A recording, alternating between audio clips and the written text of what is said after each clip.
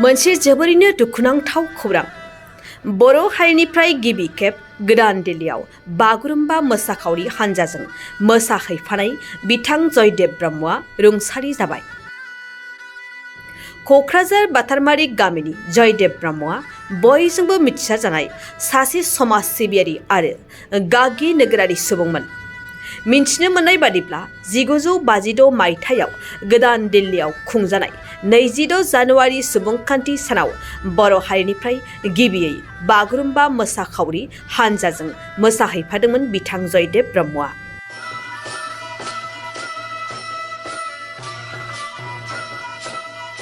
नाथाय दुखुनांथाव बाथ्रादि बिथां जयदेब ब्रह्मआ थांनाय हरनि 12 रिंगासो समाव नखरनि गासै बाय बाहागि आरो बर' हारिखौ नागारनानै थाङो। रुंसारि जानाय समाव बिथां जयदेब ब्रह्मनि बैसोआ 85 बोसोर जाबायमोन। दिनै बिथांनि गोथै देहाखौ नेमखान्थि बायदियै जोबथा बिदाय होयो।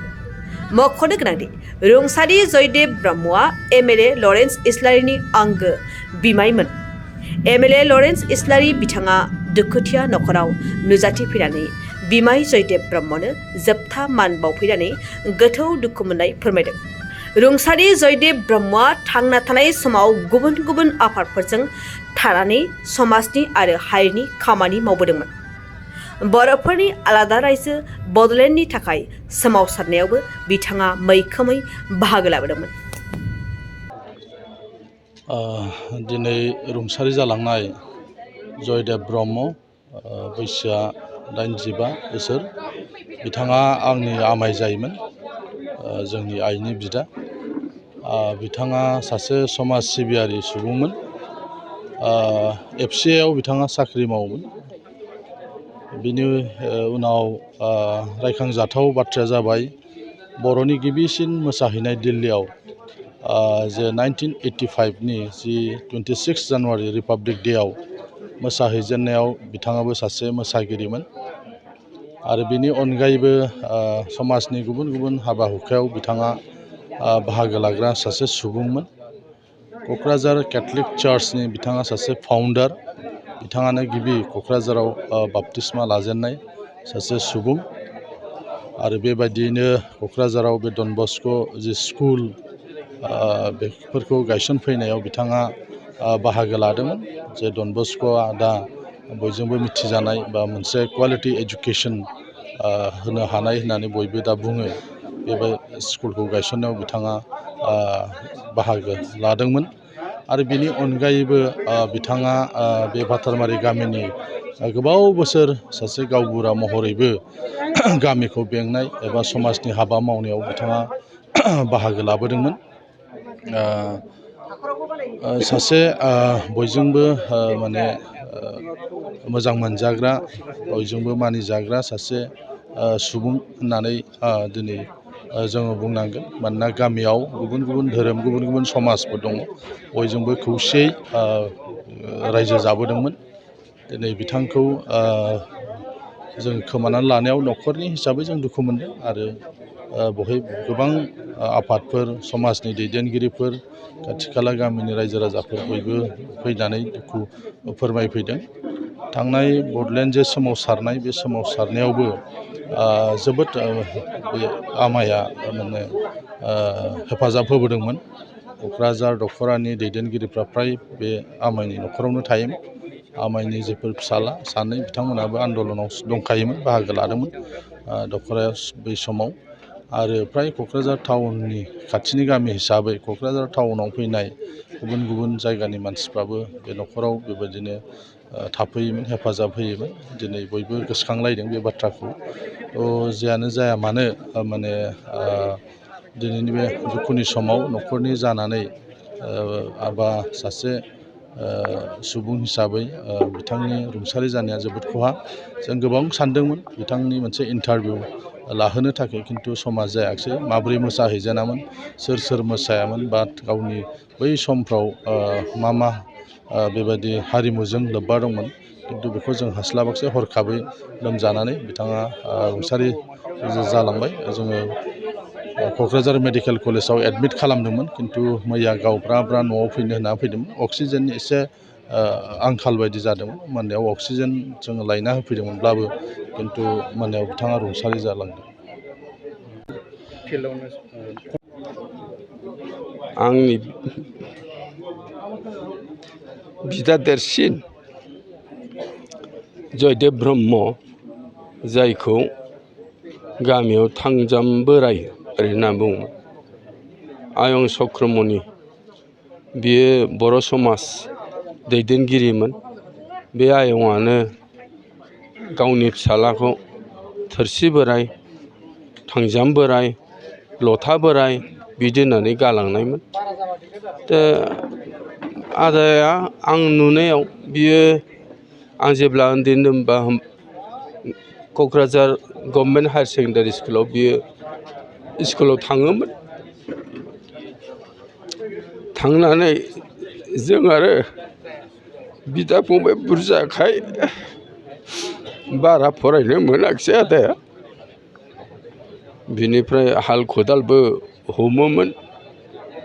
ओमफ्राय आफाजों समान समान दुखु खस्थ' खालामनानै जानाय लोंनाय गाननाय जोमनाय जगार खालामनांगौ जादोंमोन। बेखायनो आयंआ लकेलाव सासे बयनिबो गनायथावना सुबुंमोनखाय बे क'अपारेटिभ ससाइटियाव बिखौ 4 ग्रेडआव थिसननानै होदोंमोन साख्रियाव। बै समाव बेथनाथ' 50 थाखाल'। ओमफ्राय बिनिफ्राय बेवहाय कय बोसोर मावनानै ओमफ्राय एफसिआइआव गोदान बेवहाय डिस्ट्रिक्ट अफिस जाफैदोंमोन। बे डिस्ट्रिक्ट अफिसाव एक्सपिरियेन्स मानसि जुदि मोनोब्ला थिसननो हागोन ओरै होननायलाय बावहाय 4 ग्रेडआव पिकार होननानै बुङो बेखौ।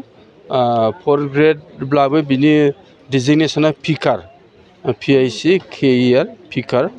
बेयाव हाबदों बियो। हाबनानै 150 थाखासोल' बेथन मोनो। बेजोंनो माइरं दैरं बायनानै जोंखौ जाहोयोमोन। अब्ला जोङो आदा गेजेरा, आदा उन्दैया होमबा 10, 11 फरायबायमोन। आंबो 8, 9आव फरायबायमोन। बे समावनो आफायाबो थैगारलांबाय। आफा थैनानै जालाखाद बिलाखाद जाबाय। आदा हारसिं बबेथिं नायजेननो बबेथिं मानो जाबाय।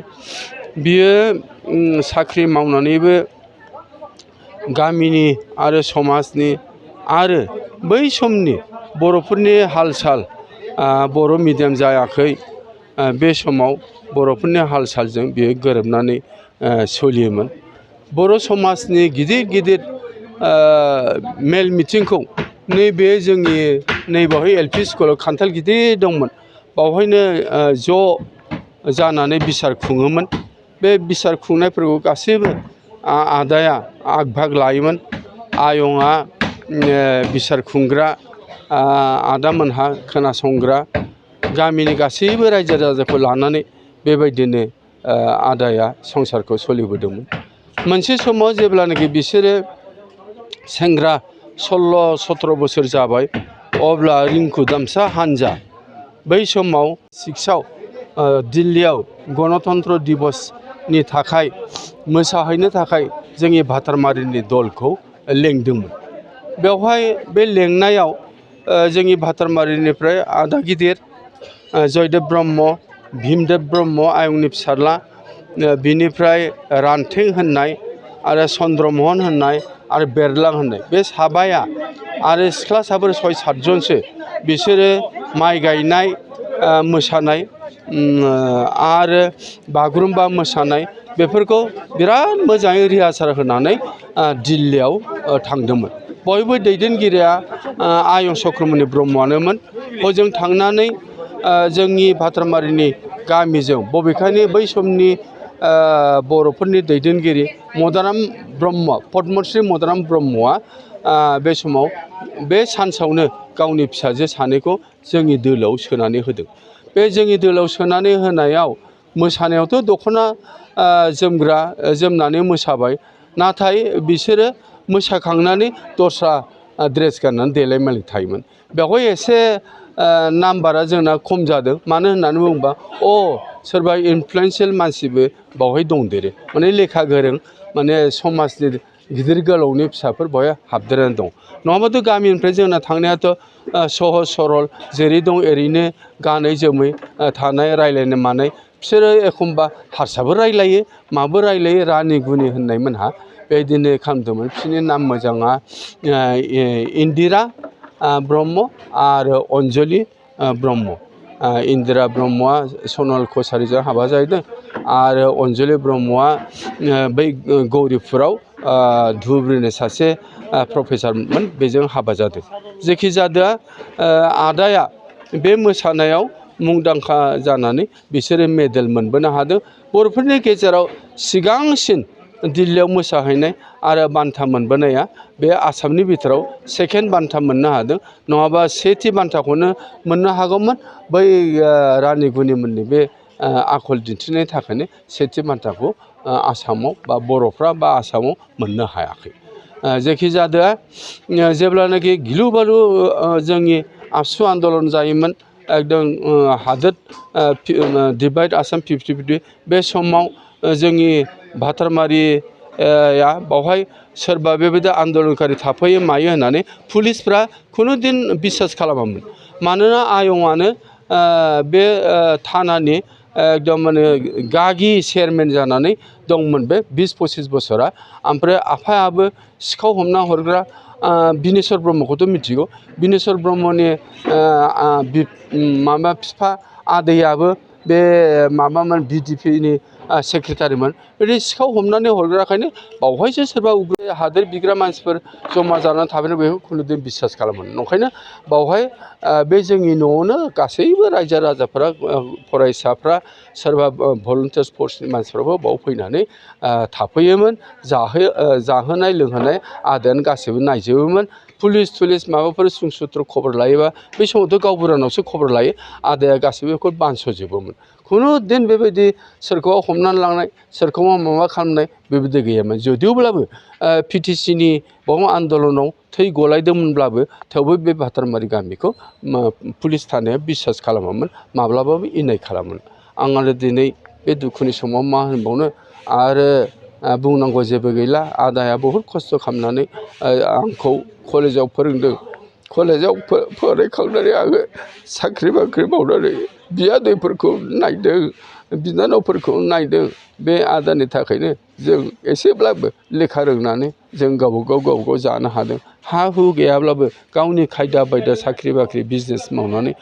जों जाबोदों दा बेबायदिनो आदाखौ जों जेब्लाबो दुखु मोनाखै आरो आदाखौ आङो जोरजाबावनो लुबैदोंमोन अन्तत' 5 बोसोरसो खिन्थु हरखाब बेबायदि बे साननै सानथामावनो बेजों थांगोन बेखौ जों मिजिं खालामाखैमोन जेखि जादा आफा इसोर बोराइ बाथौआ सोरगोआव बेखौ आलो गोजोनै दोनहैथोंसै आं बेखौनो प्रार्थना खालामनानै आंनि बे बुंनायखौ फोजोबबाय गोजोन्थों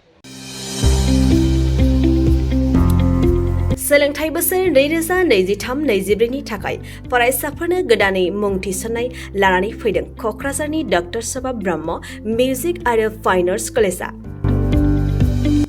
क'क्राझार सहरजों नांजाबनाय हाब्रुबारियाव थानाय बिटिआरनि गंसेल' डक्टर सभा ब्रह्म मिउजिक आरो फाइन आर्ट्स सरकारि कलेजाव दायो फरायसाफोरनि गोदानै मुं थिसननाया अनलाइननि गेजेरजों सोलिगासिनो फरायसाफोरा क'क्राझार मिउजिक एन्ड फाइन आर्ट्स.in वेबसाइटआव थांनानै मुंखौ थिसननो हागोन 12 थाखो उथ्रिसारनाय फरायसाफोरा bachelor of fine arts bachelor of music आयदानि थाखाय मुं थिसननो हागोन बे सरकारि कलेजाव मोजां सोलोंथाइजों लोगोसेयैनो हौवासा हिन्जावसाफोरनि थाखाय आलादा आलादायै हस्टेलनि खाबुबो दं गोसो गोनां फरायसाफोरा क'क्राझारनि डक्टर सभा ब्रह्म मिउजिक आरो फाइन आर्ट्स सरकारि कलेजाव गोदानै मुं थिसननोब्ला नैबे मबाइल नम्बर 9085292451 आरो 93654912557 आव थोंजों सोलाद लानो हागोन